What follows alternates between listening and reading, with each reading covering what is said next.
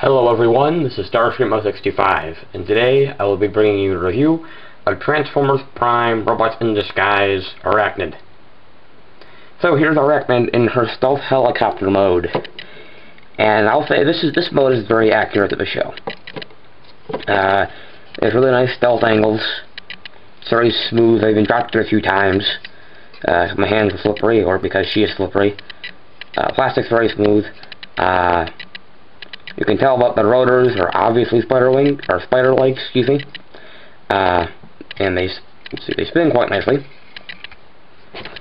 Okay, we'll try it without me stopping them. They are, purple, so they look kind of out of place, but not bad. She has an opening cockpit. Let's see. My hands are flicking. This is slippery. It's there we are. Opens this way, and there's a seat in there, which is the back of her head, which we'll get into more in robot mode. That's nice though. Look at the underside. You can kind of see her head poking through there. You can tell that these are the legs. Other than that, though, you can't really tell much else. There's a little bit of a gap here. I'm not bothered by that. So yeah, it's really nice. Size comparison in this mode. Here she is next to size what? And she's really small for Deluxe. I mean, she's a helicopter and she's longer, but she's very thin, which is fine. Still looks nice and it's accurate to the show. So I'm not bothered by it a bit. She does have her weapons. She has her. I'm not sure what the box called them. I think they were like something like stingers, something like that. And they're nice. I don't believe she ever had them in the show, but they look kind of familiar from the Transformers Prime video game, the Wii U, and so on. And they're painted nicely. And they can peg in here on the wings, or not the wings, excuse me, on the sides or the fuselage of the helicopter, like so, or you can peg them in like so down here, whatever you want to do. That's as far as I'm concerned, that's the only places you can peg weapons in on this mode. Now, this is probably the most disappointing Transformers Prime Robots in Disguise figure, or the most disappointing of all the Transformers Prime figures, or for me at least, because Airachnid was my favorite character in the show. She was a brand new original character. The toy isn't as great as the character was. I'm not going to hate on it as much as other people do, because I still quite enjoy it. And I'm very glad that we at least have one. So, yeah, that's that. So, to transform Airachnid into her robot mode. First, I like to just take the rotors off. You leave them on, but I choose to take them off. I kind of think she looks like a submarine in this mode. Or, without the rotors, excuse me. But, anyhow. I'll raise the camera, actually. And I forgot to point out, she does have a Decepticon symbol here. Let's see, I'm trying to get my... Okay. She has a tiny Decepticon symbol right there. And it is painted. Like that purple that the wings kind of were, but the wings aren't painted. That's cool. Wish it was a bit bigger, though. Okay, so, transform Airachnid. First, you want to open up the cockpit. And you're going to take the nose piece, and you're going to flip it in onto the seat, and close the cockpit back up. Next, you want to come here and get out the arms, and you're just going to finagle them out, and then you're going to bring them down like so, and they'll lock into place. Just going to tab them like so, and bring them down. Like so. Then you want to come back here. You're going to take these pieces here part of the back of the helicopter, and you're going to separate them from the legs, like so. And then you're going to separate these and just leave them like that for the time being. I'll position them more once you closer to robot mode. I'm going to split the legs, like so. Flip out the toes. Let's see.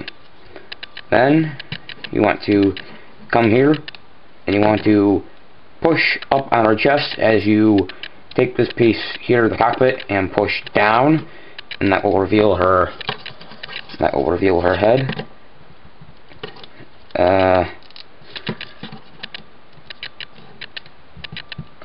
I'm not doing this right. Okay, you want to push down on this part, and you want to push up on this part. There we are.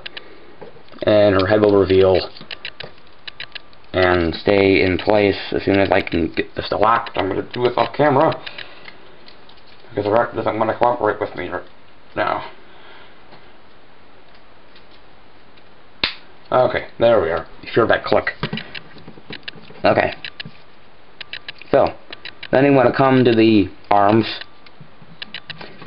and you want to take this piece here, and you're going to separate it from this piece back here, and you're going to kind of straighten the arm as much as you can.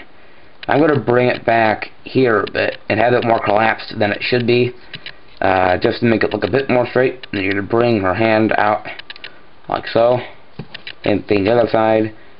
Extend the arm, bring the hand out like so.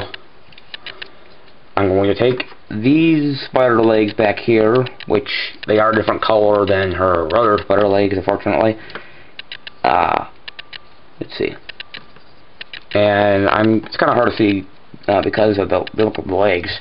But I'm going to rotate them like so and kind of loop them down to the sides. Rotate them like so, lead them down to the sides. Then take her rotor, attach it back to her back, and you're going to bring the spider leg up, and then you're going to tab the slot here, the tab here on the top of the cockpit, and you're going to tab it in. Now for me, it doesn't like to tab in very well, and I'll get to a fix on that in a minute, which helps my my personal problem with the toy and another problem in general.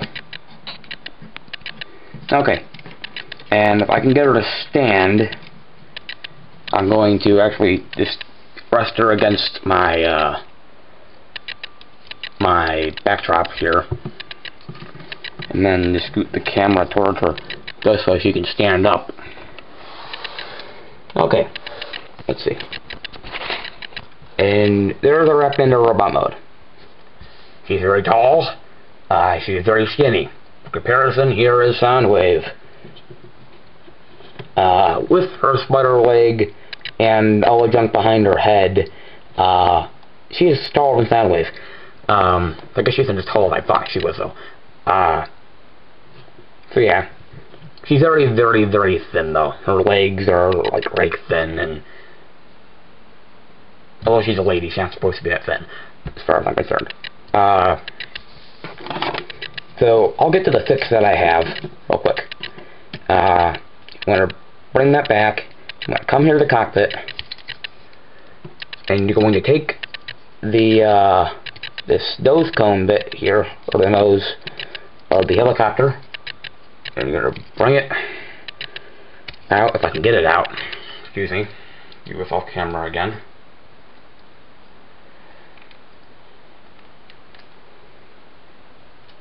Okay. And once I bring it out, I'm going to just rest it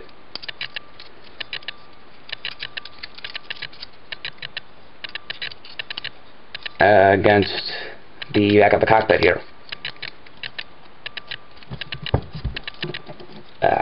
Then I'm going to bring the spider arm back up, and there is a tab back here, or the slot back here. I'm going to tab this tab into it, and that for me locks her spider leg in better. Another thing that does, and we'll use it to get into posability, her head is the back, or her head is the back of the seat, or the back of her head is the seat, however you want to put it. And her head is on a ball joint, but with that nose bit back in the cockpit, it restricts her head motion more than it already is. But yes, it is on a ball joint. She can look that much forward with my fix. She can look that much back, and she can turn her head more than she could before now. Like so. She can, you know, kind of actually tilt it to the side now, which is nice. She has some light piping, but I believe that her eyes are painted over, and she does have nice paint on her. She has a nice head sculpt, but there isn't nearly enough paint in my opinion. But it's nice that there is a decent amount of paint there. You can see that. She has a glow above her eyes, but she doesn't have anything on, you know, like above her eyes, or like above that gold. Like her forehead crust, there should be some purple or violet. I would like to put it on there. And that just came undone. Okay. Then her arms are on ball joints, but they're limited by this shoulder kibble here. So they can only go that much that way. You can do a full 360 though if you take the spider legs out of the way. You just got a hinge here, and the hands on a hinge. That's it. No waist circulation. You got a ball jointed hip, excuse me, but you have this this thigh stuff sticking up here, so you can only go that much out. That much back due to the spider legs back here, which I guess you can move this back farther if you reposition this. Only that much forward, and she does have a good 90-degree knee joint or so, and her feet can just go that. Don't kick us to in and out. So she really can't pose, unfortunately, because she can't stand. For example, I kind of helped her fall, but I don't want her to break or anything. But yeah, disappointing. But it's not as bad as it could be, in my opinion. For her weapons, again, she does have her stinger things, and they can plug into her hands, kind of like Soundwave, how he has the holes in his hands for laser beak to plug into. And you can just plug them in, and they don't look very good at all, in my opinion. You can see they just look odd.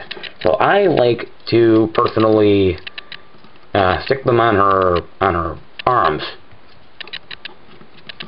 like so. This doesn't look all that great either, but I prefer that. Another kind of fix that I have for is that if any of you have like a flight stand of some sort, like a formal flight stand. I don't actually have a formal flight stand. Excuse me. Oops. But I do have this for a biplane.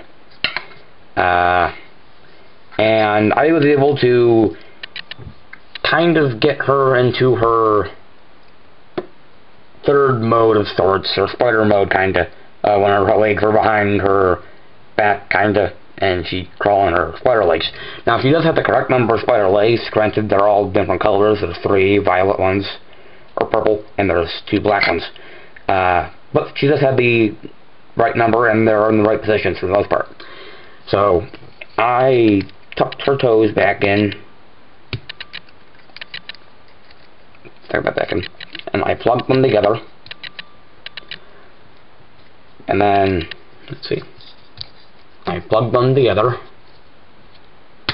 there we are, bent them back, like so, and then I kind of split them up here, because they're not tabbed in up here, and I kind of just pry them apart, and where her kneecaps are, I'm going to plug her in to my stand. Takes a little bit of doing, and I might have to plug her legs back together again because they like to come untabbed. But once I do it, I'm very satisfied with the look, and I'm going to do it off camera. Sorry. But I think this look looks a lot better, and this is how I have her displayed on my shelf, so she can actually stand by herself. Although it is kind of hard to balance her on the stand. It's better than trying to actually stand her up, in my mind. I thank you for your patience.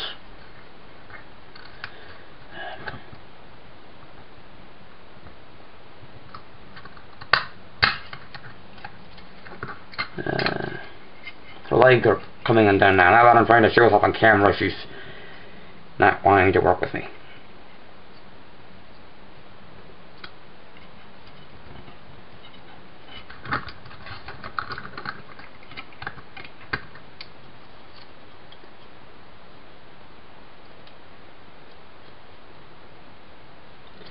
And our flight stand did not want to work with her helicopter mode. Not really sure why that is, but maybe because the helicopter is kind of hard to balance as it is without her weapons. I'm so sorry, ladies and gentlemen. Here, look at sound wave while you wait.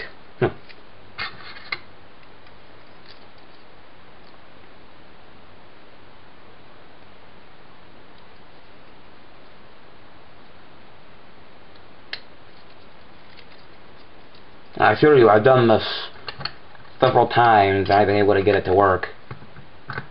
I don't know why now is an exception, but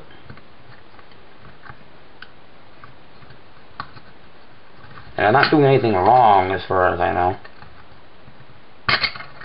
Darn it.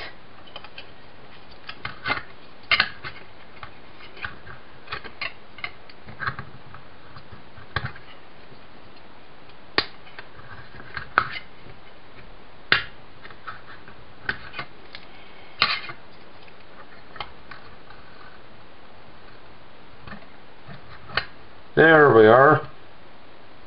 Alright, ladies and gentlemen. Thank you again for your patience, sine wave. You're on now. There's Airachnid, kind of like in her splatter mode thing, third mode. And I think that looks good. And she can stand freely now. Granted, she's actually standing. But I like that look a lot better than her actually standing if she could stand. So again, I'm sorry for the wait, but I thank you for waiting if you did wait. Which is understandable if you did not. So, I do recommend this figure because it is Airachnid, and although the Legends, or the Legion class figure might be better, for the sake of scale, for what little skill that we have in Transformers, I recommend this figure more over that figure. But your mileage may vary with this figure. I personally enjoy her to a certain degree, although most don't. So, this has been the video review for Transformers Prime Robots in Disguise Deluxe class Airachnid. This is the Starscream 65. Thank you very much for watching, and take care.